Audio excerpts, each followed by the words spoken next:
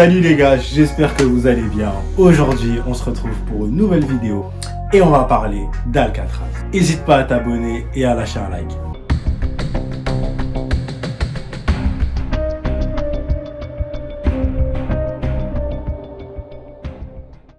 Avant d'être une prison connue par tous, l'île d'Alcatraz était dans un premier temps une colonie espagnole. Elle a appartenu par la suite au Mexique et fut annexée par les États-Unis en 1850. Un ordre présidentiel fut lancé par les États-Unis pour établir un espace militaire sur l'île d'Alcatraz.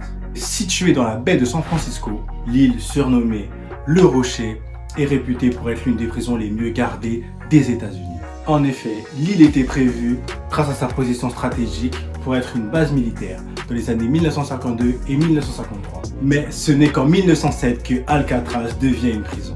Des criminels connus comme Al Capone et Franklin Strode y seront incarcérés. Diverses tentatives d'évasion ont eu lieu et feront la notoriété d'Alcatraz. Les courants très forts et l'eau très froide rendaient les tentatives d'évasion quasi impossibles.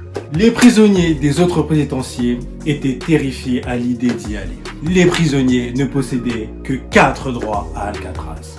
Être habillé, être abrité, assistance médicale et avoir à manger. Cette prison reconnue par tous doit aussi sa notoriété à sa cantine, surnommée par les prisonniers la chambre à gaz.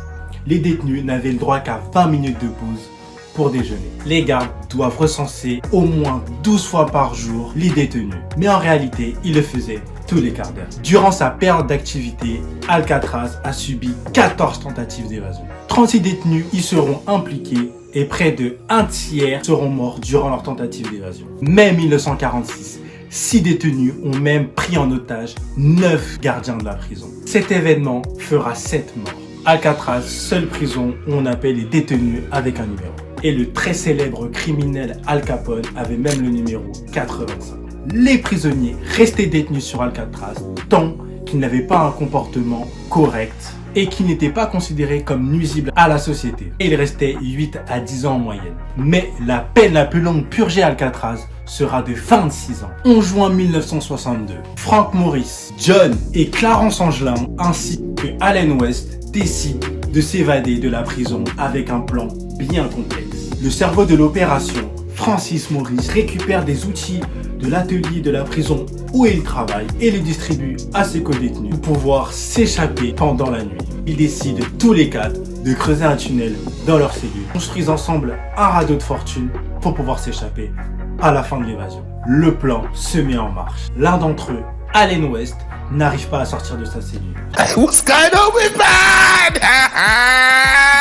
Mais les 3 autres s'évadent comme prévu. Ce n'est qu'à 7 heures le lendemain que les gardiens s'en rendent compte. Très rapidement, l'alerte est donnée, les prisonniers seront interrogés, mais les 3 détenus ne seront jamais retrouvés.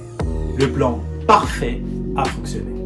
En 2015, au Brésil, une photo montrant 2 des 3 détenus a été retrouvée.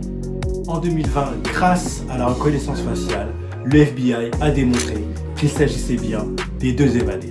Cette évasion forgera la légende de la prison. Le 21 mars 1963, le procureur général des États-Unis, Robert Kennedy, décide de fermer la prison. L'entretien était trop coûteux et la restaurer coûterait 5 millions de dollars. Aujourd'hui, c'est l'un des parcs nationaux du Golden Gate. Il attire plus de 1,3 million de visiteurs chaque année.